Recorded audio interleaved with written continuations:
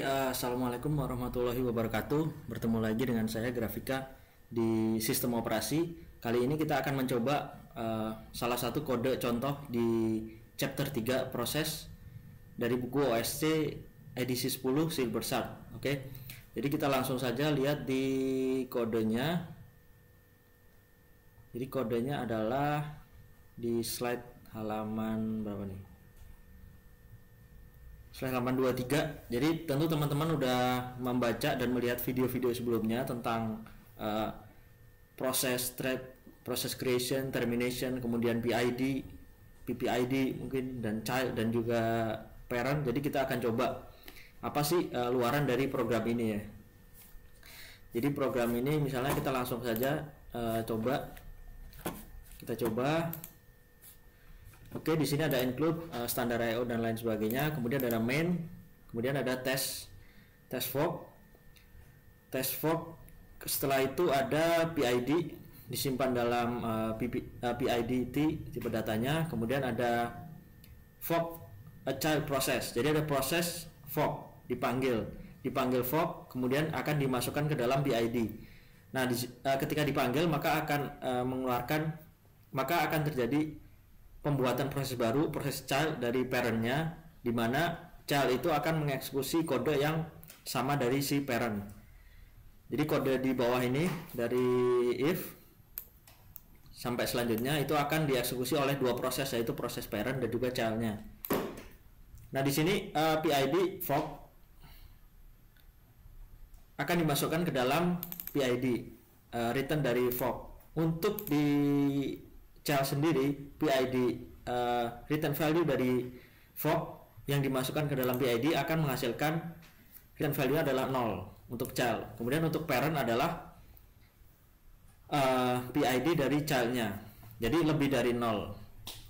Jadi di sini akan dievaluasi kode untuk di bagian proses parent dan juga proses di child. Untuk di proses child misalnya, kita coba child dulu. If PID kurang dari 0, tentu ini false, karena PID-nya kalau di child itu kalau berhasil proses fork akan 0. Jadi jika berhasil ini akan false, tidak dieksekusi, kemudian akan masuk ke dalam else if PID sama dengan 0. Nah, untuk proses child PID kan sama dengan 0, maka akan dieksekusi proses di bawahnya ini. Jadi misalnya execute bin ls kemudian ls. Setelah itu di lain pihak, di parent akan juga dieksekusi kode ini if sampai return. Sama, ini akan false, kemudian else if PID sama dengan 0, tentu false juga, maka akan masuk sini else. Kemudian akan dieksekusi white null. White null apa artinya kemarin? White null adalah artinya si parent akan menunggu proses childnya selesai dahulu, baru dia akan mengeksekusi kode di proses parent. Setelah menunggu selesai, nanti akan printf child complete. Oke, kita langsung saja jalankan. Jadi kita jalankan kodenya. Oke, kita compile ulang, coba gisimin 0, misalnya test fork, kemudian test fork C ya. Oke, ada warning, nggak masalah. Kita coba test fork.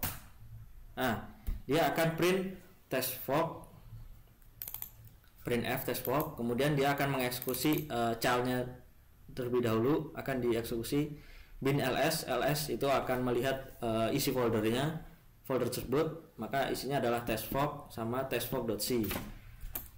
Kemudian setelah itu setelah menunggu si parent si child selesai mengeksekusi programnya, maka si parent baru akan mengeksekusi programnya sendiri ya.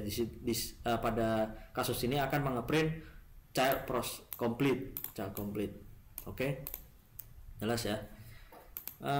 Oke, di sini kita coba ada beberapa, kita modif sedikit. Bagaimana kalau di sini kita berikan printf misalnya print child case 1, print child case 1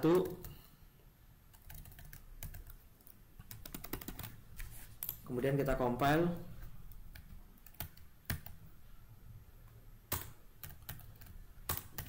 Kita lihat hasilnya test fault, kemudian dia akan print child case 1, kemudian ls dan juga child complete.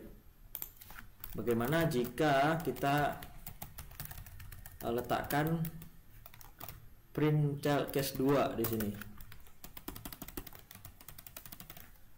Nah, apa yang akan terjadi? Atau kita buat dua-duanya. Print child case 1, kemudian print child case 2. Kita coba running. Nah, di sini test fork print child case 1, kemudian dia akan bin ls test fork.c. Nah, mengapa dia langsung mengeksekusi si parentnya? Jadi langsung child complete. Kenapa print child case 2 tidak dieksekusi? Kenapa hal itu terjadi? Nah, itu kalian bisa cari tahu dulu, nanti kita diskusi di forum. Oke, sekian untuk video kali ini. Kita lanjut di video berikutnya. Terima kasih, selamat pagi, assalamualaikum warahmatullahi wabarakatuh.